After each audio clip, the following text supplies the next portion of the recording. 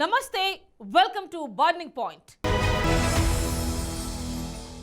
ఎన్నికల బాండ్ల పథకం రాజ్యాంగ విరుద్ధమని సుప్రీంకోర్టు తాజాగా ఇచ్చిన తీర్పు దేశంలో రాజకీయ ప్రకంపనలు సృష్టిస్తోంది. ఈ తీర్పు ద్వారా నల్లధన మార్పిడి వ్యవస్థను సుప్రీంకోర్టు రద్దు చేసిందని కాంగ్రెస్ పార్టీ పేర్కొనగా, ఎన్నికల బాండ్లు సదుద్దేశంతో తెచ్చిన పథకమని బీజేపీ స్పష్టం చేసింది. దేశ రాజకీయ వ్యవస్థలో ప్రస్తుతం తీవ్ర చర్చనీయాంశంగా మారిన ఈ ఎన్నికల బాండ్లేంటి? వీటిని ఎందుకు ప్రవేశపెట్టారు? సుప్రీంకోర్టు ఎందుకు రద్దు చేసింది? ఎన్నికల బాండ్ల వలన కేవలం బీజేపీకే లాభమన్న కాంగ్రెస్ వాదనలో నిజమెంత? హ్యాట్రిక్ విజయం కోసం ఉవ్విళ్లూరుతోన్న బీజేపీకి లోక్సభ ఎన్నికల వేళ సుప్రీంకోర్టు తీర్పుతో నష్టం కలుగుతుందా? Watch the story. రాజకీయ పార్టీలకు నిధులు సమకూర్చేందుకు తీసుకొచ్చిన ఎన్నికల బాండ్ల చెల్లుబాటుపై సుప్రీంకోర్టు సంచలన తీర్పు వెలువరించింది.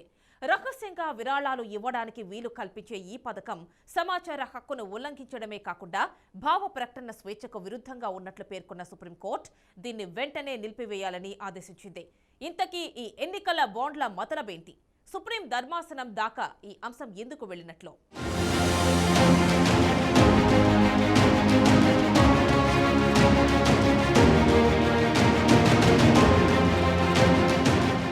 ఎన్నికల బాండ్లు ఒక రకంగా చెప్పాలి అంటే ఇవి ప్రామిసరీ నోట్ల లాంటివి. ఇవి స్టేట్ బ్యాంక్ ఆఫ్ ఇండియాలోనే మాత్రమే లభ్యం అవుతాయి. భారత పౌరులు, దేశీయ కంపెనీలు వీటిని కొనుగోలు చేయొచ్చు. నచ్చిన రాజకీయ పార్టీలకు విరాళంగా ఇవ్వచ్చు.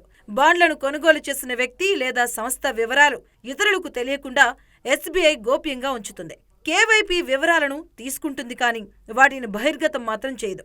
ఇక ఈ తరహాలో తమకు వచ్చిన బాండ్లను 15 రోజుల్లో రాజకీయ పార్టీలు నగదుగా మార్చుకోవాలి. లేకపోతే ఆ నిధులు ప్రధానమంత్రి జాతీయ విపత్తు నిధి ఖాతాల్లోకి వెళ్లిపోతాయి. 1000 రూపాయలు, 10,000 రూపాయలు, 1,00,000 రూపాయలు, 10 లక్షల రూపాయలు, కోటి రూపాయల రూపంలో ఈ బాండ్లు లభిస్తాయి. ఓ వ్యక్తి లేదా సంస్థ ఎన్ని బాండ్లైనా కొనుగోలు చేయొచ్చు. రాజకీయ పార్టీలు తమ బాండ్లు ఇచ్చిన వ్యక్తుల పేర్లు, చిరునామాలను ఎన్నికల కమిషన్కు వెల్లడించాల్సిన అవసరం ఉండదు.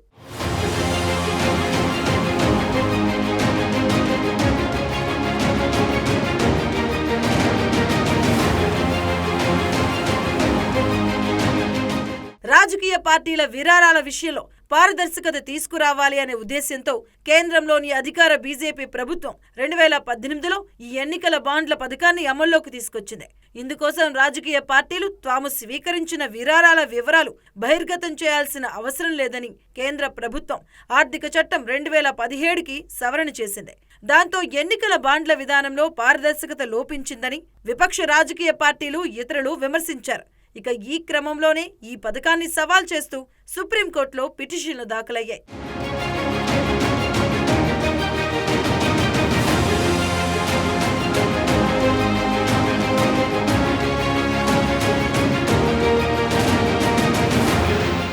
వాస్తవానికి పార్టీలకు ఇచ్చే విరాళాలపై పరిమితిని విధిస్తూ 1985లో చేసిన సవరణ ద్వారా కంపెనీల చట్టంలో సెక్షన్ 293A చేర్చారు. ఇక గడిచిన 3 ఆర్థిక సంవత్సరాల్లో వచ్చిన నికర లాభ సగటులో 5% వరకే విరాళాలు ఇచ్చేందుకు అందులో వీలు కల్పించారు. కేంద్ర ప్రభుత్వం 2017లో కంపెనీలో చట్టంలోని సెక్షన్ 182కి సవరణ చేసిన తర్వాత కంపెనీలు కూడా సాధారణ వ్యక్తుల తరహాలోని అపరిమిత మొత్తంలో రాజకీయ పార్టీలకు విరాళాలు ఇవ్వడానికి తలుపులు తెరుచుకున్నాయి. కేంద్రం చేసిన సవరణ ద్వారా ఏ కంపెనీ అయినా ఎలాంటి జవాబుదారీతనం లేకుండానే తన బోర్డ్ ఆఫ్ డైరెక్టర్స్ ద్వారా రాజకీయ పార్టీలకు అపరిమితంగా విరాళాలు ఇవ్వడానికి వీలు పడుతుంది.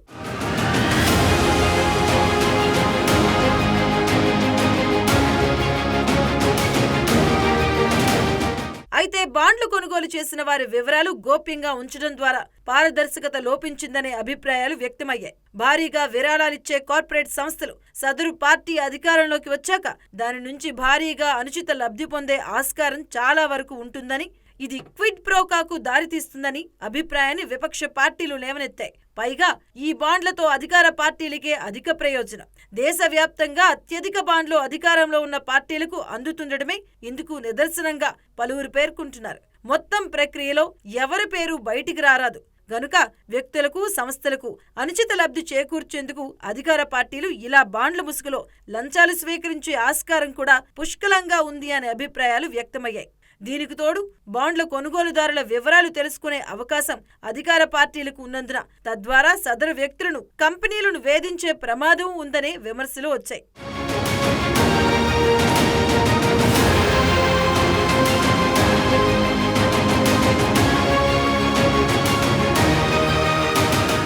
దీంతో ప్రజాస్వామ్యానికి విఘాతం కలిగించేలా ఎన్నికల బాండ్ల ప్రక్రియ ఉందని పేర్కొంటూ ప్రజా ప్రయోజన వాద్యాలు దాఖలయ్యాయి. అసోసియేషన్ ఫర్ డెమోక్రటిక్ రిఫార్మ్స్ సిపిఎంతో పాటు కాంగ్రెస్ నేత జయా ఠాకూర్ ఈ బిల్ దాఖలు చేశారు. వీటిని విచారించిన నష్టాల్లో ఉన్న కంపెనీలు, డొల్ల కంపెనీలు విరాళాలు ఇవ్వకుండా చూడటానికే ఈ నిబంధన రూపొందించారు. సుప్రీంకోర్టు ప్రధాన న్యాయమూర్తి justice D Y Chandrachud, justice Sanjiv Khanna, justice B R Gavai, justice J B Pardiwala, justice Manoj మిశ్రాలతో కూడిన రాజ్యాంగ ధర్మాసనం 232 పేజీల తీర్పును ఏకగ్రీవంగా వెలువరించింది. 4 న్యాయమూర్తుల తరపున 152 పేజీల్లో ప్రధాన తీర్పును సిజేఐ రాయగా వారి అభిప్రాయాలతో ఏకీభవిస్తూనే జస్టిస్ సంజీవ్ ఖన్నా విడిగా తీర్పిచ్చారు. విధానం రాజ్యాంగ విరుద్ధమైనదిగానే వారంతా ప్రకటించారు. 2024 సార్వత్రిక ఎన్నికల కోసం బాండ్లను ప్రారంభించడానికి ముందే ఈ పథకంపై సమగ్ర విచారణ అవసరమని సీనియర్ న్యాయవాది ప్రశాంత్ భూషణ్ చేసిన విజ్ఞప్తిని ధర్మాసనం పరిగణలోకి తీసుకుంది. గత ఏడాది అక్టోబర్లో విచారణ జరిపిన న్యాయస్థానం అప్పుడు తీర్పును రిజర్వ్ చేసి ఇప్పుడు వెలువరించింది.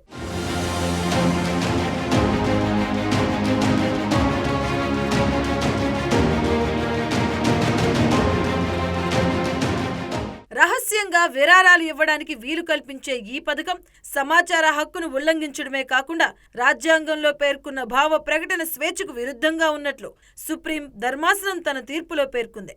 దీనిని వెంటనే నిలిపివేయాలని ఆదేశించిన ధర్మాసనం విరాళాలిచ్చిన వారి పేర్లు రహస్యంగా ఉంచడం వల్ల ఆదాయపు పన్ను చట్టాన్ని కూడా ఉల్లంఘించినట్టు అవుతుందని తెలిపింది. రాజకీయ పార్టీలకు అపరిమితంగా విరాళాలు ఇవ్వడానికి వీలుగా కంపెనీల చట్టంలోని సెక్షన్ 1821లోని నిబంధనను తొలగించడం ఆర్టికల్ 14కి విరుద్ధమని వ్యాఖ్యానించింది. డబ్బు ప్రభావం ఎన్నికల ఫలితాల వరకే పరిమితం కాకుండా ప్రభుత్వ నిర్ణయాలపైన పడుతుందని పేర్కొంది. ఇక ప్రభుత్వ ఏర్పాటు తర్వాత కూడా నిధులు ఇస్తుండడం వల్ల నీకు ఇది నాకు అది అంటే క్విడ్ ప్రోకో తరహాలోనే కొందరు లబ్ధి పొందడానికి ఆస్కారం ఎక్కువగా ఉంటుందని విశ్లేషించింది.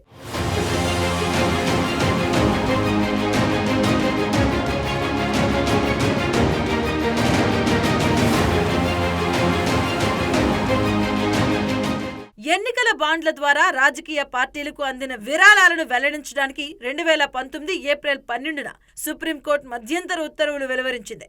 కేంద్ర ఎన్నికల సంఘానికి వచ్చే మార్చి 6వ తేదీలోపు సమర్పించాలని ధర్మాసనం ఆదేశించింది. వీటిని ఎన్నికల సంఘం మార్చి 13వ తేదీలోపు తన వెబ్సైట్లో ఉంచాలని కూడా స్పష్టం చేసింది సుప్రీం ధర్మాసనం. పార్టీల నిధుల సమాచారం, ఓటర్లకు అందుబాటులో ఉండే విధాన నిర్ణయాలు, ఆర్థిక విరాళాల మధ్య ఉన్న సంబంధాన్ని వారు అంచనా వేసుకోగలుగుతారని ధర్మాసనం అభిప్రాయపడింది. ఎవరు విరాళాలిచ్చారో పార్టీలకు తెలిసే అవకాశం లేదన్న కేంద్ర ప్రభుత్వ వాదనతో ధర్మాసనం ఏకీభవించలేదు.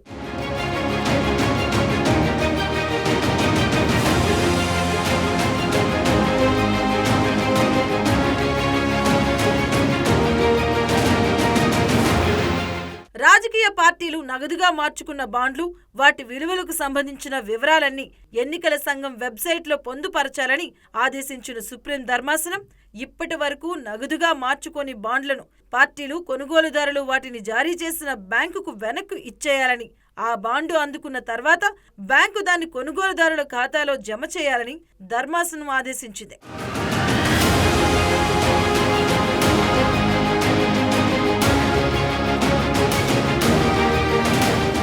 ఇక విడిగా తీర్పిచ్చిన జస్టిస్ సంజీవ్ ఖన్నా ఎన్నికల బాండ్లలో అత్యధిక మొత్తం అధికార పార్టీలకే వెళ్లిందని, బాండ్లలో 94% వరకు ₹1 కోటి పైబడినవని పేర్కొన్నారు. కార్పొరేట్లు ఇస్తున్న విరాళాల పరిమాణాన్ని ఇది చాటుతోందన్న న్యాయమూర్తి, జాతీయ పార్టీలకు అజ్ఞాత మార్గాల ద్వారా వచ్చిన ఆదాయం 2014-15 నుంచి 2016-17 మధ్యకాలంలో 66% ఉంటే 2018-19 నుంచి 2021-22 మధ్యకాలంలో 72%కి చేరిందన్నారు.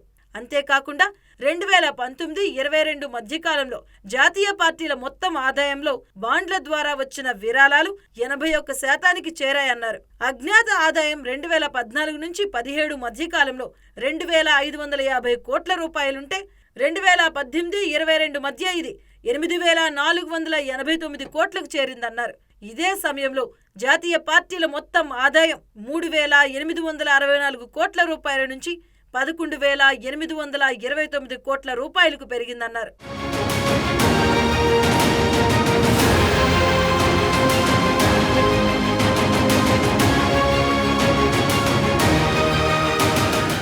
ఎన్నికల బాండ్లను రద్దు చేసిన సుప్రీంకోర్టు అవి వాస్తవానికి అధికారంలో ఉన్న రాజకీయ పార్టీకే ఎక్కువ లబ్ధి చేస్తాయని తన తీర్పులో వెల్లడించింది. సమాచార హక్కు కూడా ఉల్లంఘన జరుగుతున్నట్లు స్పష్టం చేసింది. అసలు ఎన్నికల బాండ్లతో ఏ పార్టీకి ఎన్ని నిధులొచ్చాయి? షెల్ కంపెనీలు కూడా ఎన్నికల బాండ్లు ఇస్తున్నాయా? ఇది నల్లధనాన్ని వైట్గా మార్చుకునే పద్ధతా? బాండ్ల రూపంలో వచ్చిన నిధుల వివరాలు దాచిపెట్టేందుకు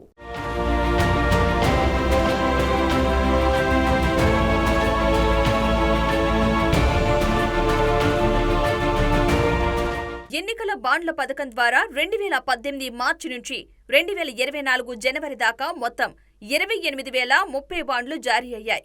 ఈ మొత్తం బాండ్ల విలువ సుమారు 16,518 కోట్ల రూపాయలకు పైగా ఉంది. వీటిలో రాజకీయ పార్టీలన్నింటికీ కలిపి 12,000 కోట్ల రూపాయలకు పైగా విరాళాలు అందాయి. ఎన్నికల సంఘం అసోసియేషన్ ఫర్ డెమోక్రటిక్ రిఫార్మ్స్ గణాంకాల ప్రకారం ఇందులో ఏకంగా సగానికి పైగా అంటే 55% నిధులు బీజేపీ వాటాయే కావడం విశేషం. బాండ్ల ద్వారా ఆ పార్టీకి 6,566 కోట్ల రూపాయలు సమకూరాయి. బీజేపీ మొత్తం ఆదాయంలో సగానికి పైగా బాండ్ల రూపేణా సమకూరినదే. బాండ్ల ద్వారా కాంగ్రెస్ పార్టీకి 1,123 కోట్ల రూపాయలు రాగా ఇతర పార్టీలన్నింటికీ కలిపి మరో 5,289 కోట్ల రూపాయలు అందాయి.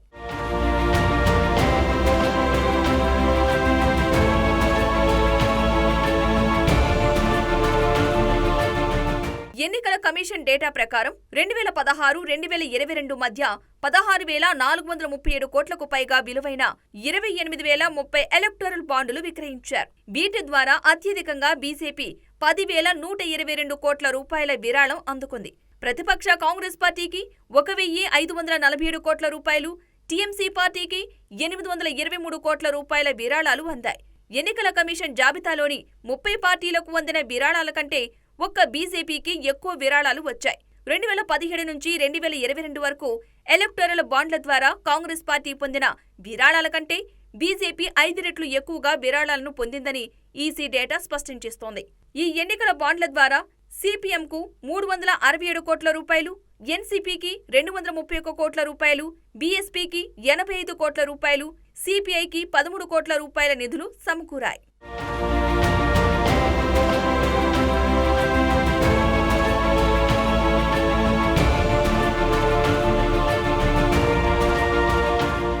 ఎన్నికల బాండ్ల రాజ్యాంగ విరుద్ధమని తీర్పు చెప్పిన సుప్రీం ధర్మాసనం 2017-18 నుంచి 2022-23 వరకు ఈ బాండ్ల ద్వారా ఏ రాజకీయ పార్టీకి ఎంత విరాళం దక్కిందన్న వివరాలను కూడా సుప్రీంకోర్టు తన తాజా తీర్పులో పేర్కొంది.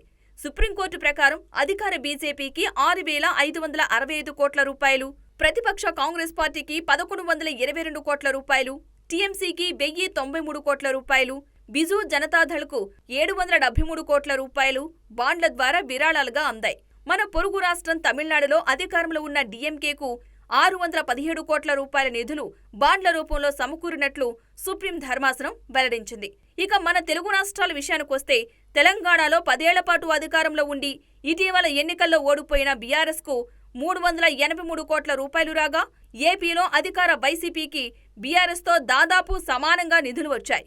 ఇక ఏపీలో ప్రతిపక్ష టీడీపీకి 146 కోట్ల రూపాయల మేర నిధులు బాండ్ల రూపంలో సమకూరినట్లు స్పష్టం చేసింది.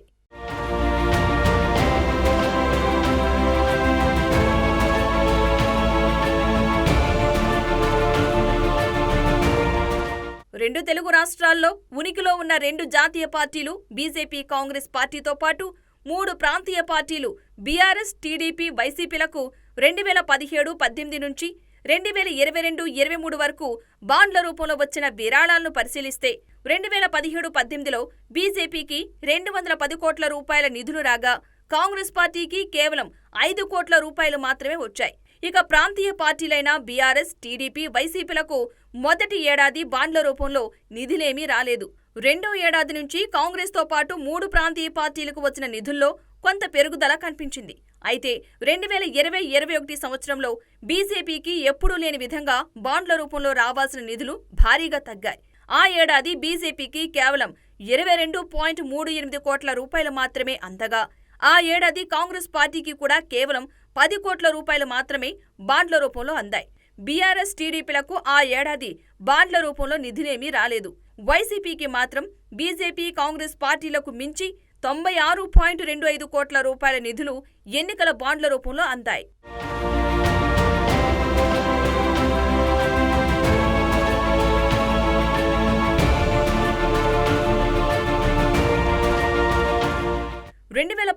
జనవరి 2వ తేదీ నుంచి అమల్లోకి వచ్చిన ఎన్నికల బాండ్ల పథకం కింద భారతీయ పౌరులు ఎవరైనా state bank of India branch నుండి కొనుగోలు చేసే అవకాశం ఉండగా, ప్రజా ప్రాతినిధ్య చట్టం 1951లోని సెక్షన్ 29A కింద నమోదైన రాజకీయ పార్టీలు ఎలక్టోరల్ బాండ్లు అందుకునేందుకు అర్హత కలిగి ఉంటాయి. అయితే గత లోక్సభ లేదా అసెంబ్లీ ఎన్నికల్లో కనీసం 1% ఓట్లు వచ్చి ఉండాలనేది ఒక్కటే షరతుగా విధించారు.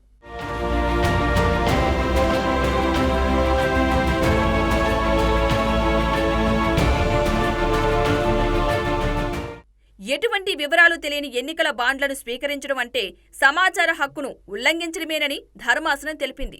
నల్లధనాన్ని అరికట్టేందుకు ఇదొక్కటే మార్గం కాదని, ఆ కారణంతో సమాచార హక్కు చట్టాన్ని ఉల్లంఘించడం సమంజసం కాదని అభిప్రాయపడింది. విరాళాలు ఇచ్చిన పేర్లు రహస్యంగా ఉంచడం తగదని, అది ఆదాయపు పన్ను చట్టాన్ని కూడా ఉల్లంఘించినట్లు అవుతుందని తెలిపింది.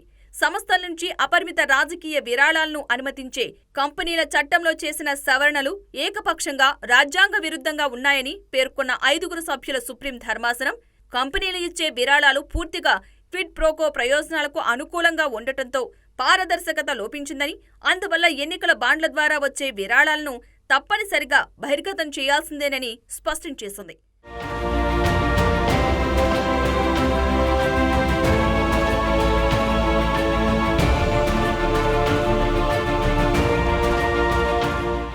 అలాగే ఎలక్టోరల్ బాండ్స్ కొనుగోలు విషయంలో కార్పొరేట్ సంస్థలకు ఇచ్చిన వెసులుబాటుకు కూడా సుప్రీం రాజ్యాంగ ధర్మాసనం బ్రేకులు వేసింది.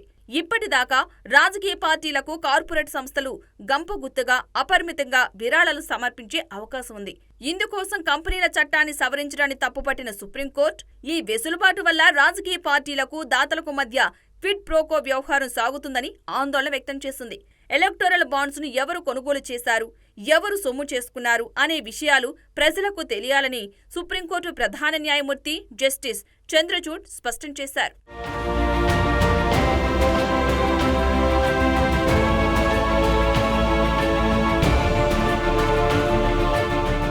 ప్రపంచంలోని అనేక దేశాలు ఎన్నికల్లో నల్లధనం ప్రభావాన్ని అడ్డుకోవడానికి ప్రయత్నిస్తున్నాయని, మన దేశంలో నల్లధనాన్ని అరికట్టడానికి డిజిటల్ చెల్లింపుల విధానం అమలు, $2.38 లక్షల డొల్ల కంపెనీలపై చర్యలు వంటివి ప్రభుత్వం తీసుకున్న చర్యలుగా చెప్పిన సొలిసిటర్ జనరల్ తుషార్ మెహతా, స్వచ్ఛమైన డబ్బే రాజకీయ పార్టీలకు విరాళాలుగా అందేలా చేయడానికి ఎన్నికల బాండ్ల పథకం రూపంలో కేంద్రం మరో ప్రయత్నం చేసిందని చెప్పుకొచ్చారు. సొలిసిటర్ జనరల్ వాదనతో విభేదించిన సుప్రీంకోర్టు ప్రధాన న్యాయమూర్తి జస్టిస్ చంద్రచూడ్ జోక్యం చేసుకుంటూ అధికార పార్టీకి అధిక నిధులు ఎందుకు వెళ్తున్నాయి, దీనికి కారణమేమిటి అని ప్రశ్నించారు. అంతకుముందు ఈ పిటిషన్లపై కేంద్ర ప్రభుత్వం తరపున అటార్నీ జనరల్ ఆర్ వెంకటరమణి సుప్రీంకోర్టుకు అఫిడవిట్ సమర్పించారు. ఎన్నికల బాండ్ల నిధుల మూలాలకు సంబంధించిన సమాచారాన్ని తెలుసుకునే హక్కు దేశ పౌరులకు లేదని అందులో పేర్కొన్నారు.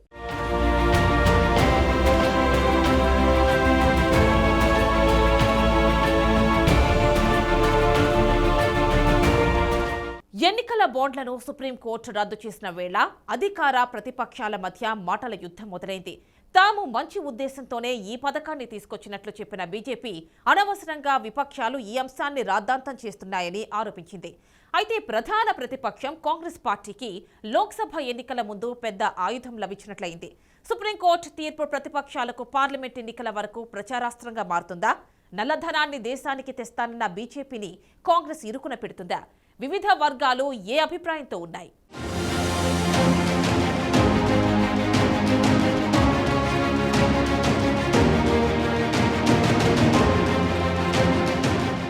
సార్వత్రిక సమరానికి ముందు వెలువడిన సుప్రీం తీర్పు చారిత్రాత్మకమైనదంటూ వివిధ రాజకీయ పక్షాలు హర్షం వ్యక్తం చేశాయి. మరికొద్ది నెలల్లో సార్వత్రిక ఎన్నికలు జరగనున్న వేళ ఈ తీర్పు రాజకీయ పార్టీలపై గట్టి ప్రభావం చూపించనుందనే అభిప్రాయం వ్యక్తమవుతోంది. ఎన్నికల బాండ్లపై సుప్రీం వెలువరించిన తీర్పుపై ఎన్నికల సంఘం వర్గాలు స్పందించాయి. పారదర్శకతకు ఈసీ పెట్టింది పేరని వ్యాఖ్యానించాయి. తీర్పును స్వాగతించాయి. మాజీ ప్రధాన ఎన్నికల కమిషనర్ సునీల్ అరోడా ఇదే అభిప్రాయాన్ని వ్యక్తం చేశారు. వ్యవస్థ పారదర్శకంగా ఉండాలన్నదే తొలి నుంచి ఈసీ అనుసరిస్తున్న విధానమని ఆయన తెలిపారు.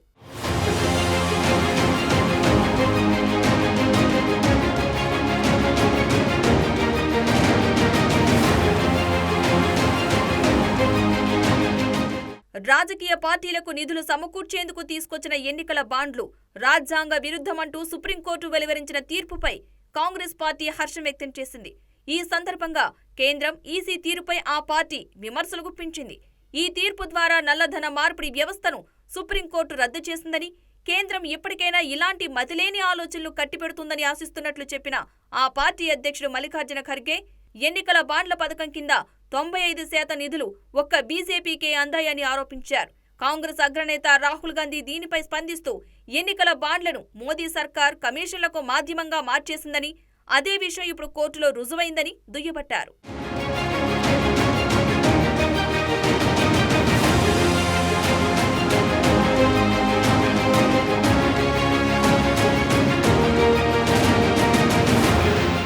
నోట్ల కంటే ఓట్లకే శక్తి ఎక్కువ అనే వాస్తవాన్ని సుప్రీం తీర్పు బలపరిచిందన్న కాంగ్రెస్ పార్టీ ప్రధాన కార్యదర్శి జయరాం రమేష్ కోర్టు తీర్పును స్వాగతిస్తున్నట్లు తన ఎక్స్ ఖాతాలో రాసుకొచ్చారు. చందాలిచ్చే దాతలకు ప్రత్యేక అధికారాలు కల్పిస్తున్న మోదీ ప్రభుత్వం అన్నదాతలకు పదే పదే అన్యాయం చేస్తోందని ఆయన దుయ్యబట్టారు. ఓటింగ్ ప్రక్రియ అంతా పారదర్శకంగా జరుగుతుంటే రాజకీయ పార్టీలతో సమావేశమయ్యే విషయంలో ఎందుకింత మొండితనంగా వ్యవహరిస్తున్నారని ఈసీని ప్రశ్నించారు.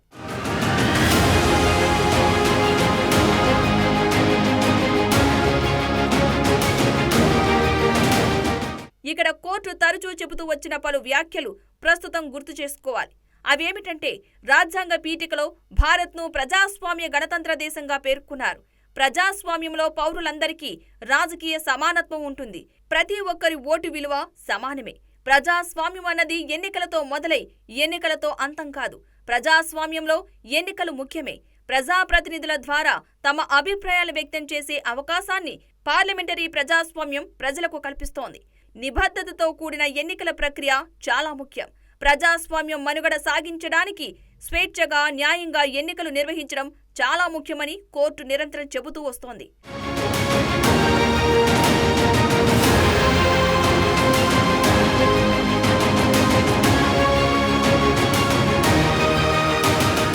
అయితే రాజకీయ పార్టీలకు నిధులు సమకూర్చేందుకు తీసుకొచ్చిన ఎన్నికల బాండ్ల పథకాన్ని బీజేపీ సమర్థించుకుంది. ఎన్నికల నిధుల్లో పారదర్శకతను తీసుకురావడమే ఎన్నికల బాండ్ల పథకం లక్ష్యమని బీజేపీ సీనియర్ నేత, కేంద్ర మాజీ మంత్రి రవిశంకర్ ప్రసాద్ పేర్కొన్నారు. ఎన్నికల బాండ్లు రాజ్యాంగ విరుద్ధమని సుప్రీంకోర్టు తీర్పు వెలువరించిన వేళ ఆయన ఈ మేరకు వ్యాఖ్యలు చేశారు. భారత సర్వోన్నత న్యాయస్థానం ఇచ్చిన తీర్పును తమ పార్టీ గౌరవిస్తున్నట్లు చెప్పుకొచ్చిన రవిశంకర్ ప్రసాద్ సమగ్ర అధ్యయనం చేసిన తర్వాతే తీర్పుపై స్పందిస్తామన్నారు.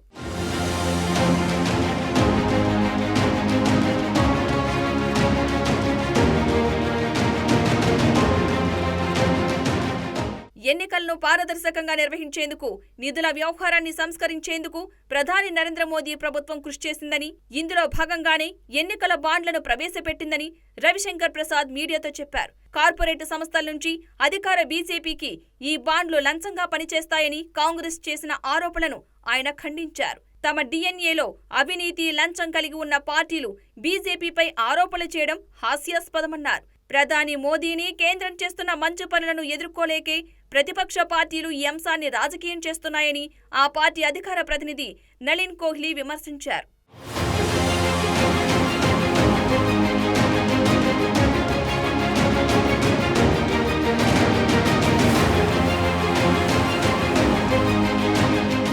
సార్వత్రిక ఎన్నికలు జరుగుతున్న వేళ సుప్రీం తీర్పు రాజకీయ పార్టీలపై పెను ప్రభావం చూపించనుంది. ముఖ్యంగా ఇది భాజపాకు గట్టి దెబ్బే అనే అభిప్రాయం వ్యక్తమవుతోంది. ఇప్పటి వరకు ఎన్నికల బాండ్ల రూపంలో పార్టీలకు దక్కిన విరాళాల్లో అత్యధిక వాటా కాషాయ పార్టీదే కావడంతో విపక్షాలు అదే అంశాన్ని ఎన్నికల్లో ప్రచారాస్త్రంగా చేసుకునే అవకాశం ఉందనే అభిప్రాయం వ్యక్తమవుతోంది. ఎన్నికల బాండ్లపై సుప్రీంకోర్టు ఇచ్చిన సంచలన తీర్పు సాహసోపితమైనదని, ఇక దీనిపై ఎలాంటి మార్పులను అనుమతించొద్దని జై భారత్ నేషనల్ పార్టీ అధ్యక్షుడు వివి లక్ష్మీనారాయణ అన్నారు. సిజేఐ జస్టిస్ డివై చంద్రచూడ్ నేతృత్వంలోని 5 సభ్యుల ధర్మాసనం ఇచ్చిన తీర్పును ప్రభుత్వం శిరసావహించాలని, ఇప్పటికే ఇచ్చిన బాండ్ల సొమ్ము కూడా పార్టీలు వెంటనే వెనక్కి తిరిగి ఇవ్వాలని డిమాండ్ చేశారు.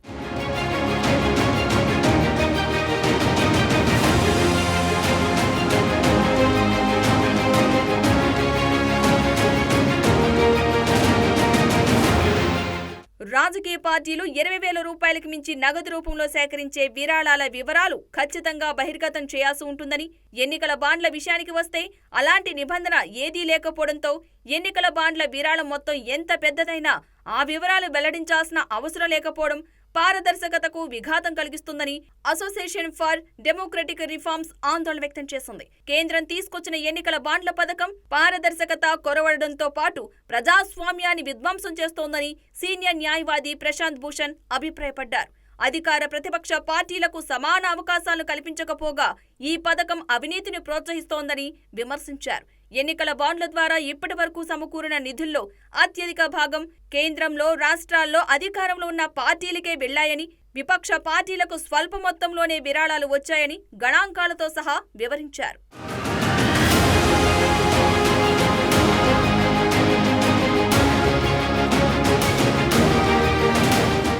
మొత్తం మీద సార్వత్రిక ఎన్నికల ముందు వెలువడిన సుప్రీం తీర్పు రాబోయే ఎన్నికల్లో రాజకీయ పార్టీలకు ప్రచారాస్త్రం కానుంది.